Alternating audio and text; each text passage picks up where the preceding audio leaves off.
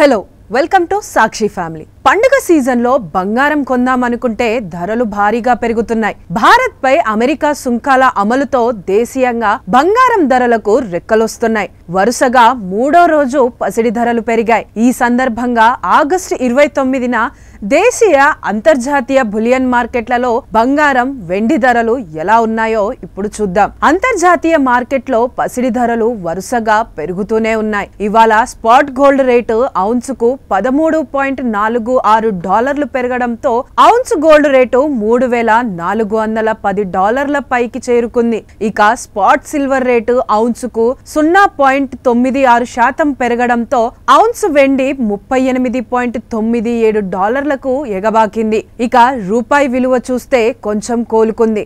ప్రస్తుతం డాలర్తో పోలిస్తే 87.591 వద్ద అమ్ముడవుతోంది. హైదరాబాద్లోనూ పసిడి ధరలు వరుసగా మూడో రోజు పెరిగాయి. ఇవాళ 24 క్యారెట్ల గోల్డ్ తులంపై 160 పెరిగింది. దీంతో 10 గ్రాముల ప్యూర్ గోల్డ్ 102,600కు చేరింది. ఇక 22 క్యారెట్ల గోల్డ్ ఇవాళ 10 గ్రాములపై 150 పెరిగింది. దీంతో తులం బంగారం 94,050కు ఎగబాకింది.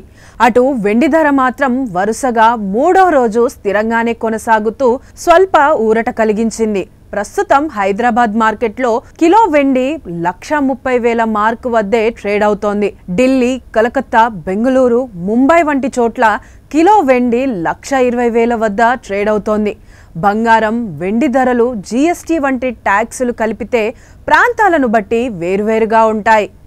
ఎప్పుడైనా ఎక్కడైనా మీ చేతిలోనే వార్తా ప్రపంచం. మీ మొబైల్లో, మీ కంప్యూటర్లో, మీ టీవీలో సాక్షి టీవీ డిజిటల్ ప్రసారాల కోసం లాగిన్ అవ్వండి. www.youtube.com/సాక్షి టీవీ.